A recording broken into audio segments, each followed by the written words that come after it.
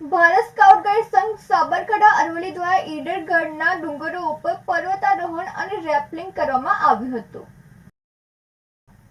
સાબરકાંઠા અરવલ્લી જિલ્લાના બાળકોમાં સાહસિક વૃત્તિ અને કુદરત પ્રત્યે લગાવ વધે તેવા ઉમદા હેતુ સાથે સ્કાઉટ ગાઈડ સંઘ સાબરકાંઠા સંઘ દ્વારા ઈડરિયાગઢ ખાતે પર્વતારોહણ અને રેપલિંગ કાર્યક્રમનું શાનદાર આયોજન ભારત સ્કાઉટ ગાઈડના સાબરકાંઠા અને અરવલ્લી જિલ્લાના ચીફ કમિશનર અતુલભાઈ દીક્ષિતના આગેવાની હેઠળ કરવામાં આવ્યું હતું.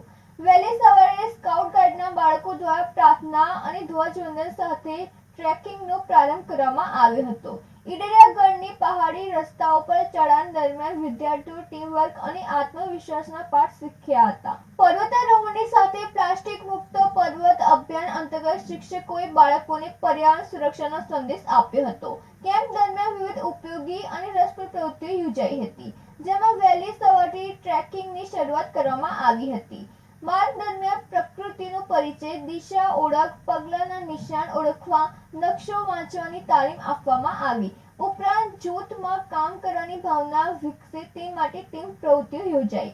આ ટ્રેકિંગ કેમ્પ દ્વારા આત્મવિશ્વાસ, સહનશીલતા અને નેતૃત્વના ગુણો શીખવવામાં આવ્યા. મુશ્કેલ પરિસ્થિતિમાં ધીરજ રાખવી અને સાથીઓને મદદ કરવી એ મહત્વનો પાઠ રહ્યો. પ્રકૃતિનું સંરક્ષણ કરવાની સમજ પણ વિકસી. આ કાર્યક્રમમાં જોડાયેલા તમામ વિદ્યાર્થીઓમાં ભારે ઉત્સાહ જોવા મળ્યો હતો. સ્કાઉટ લીડર્સ અને ટ્રેનર હિરેન પંચાલના માર્ગદર્શન હેઠળ સુરક્ષાના તમામ નિયમોનું પાલન કરવામાં આવ્યું હતું.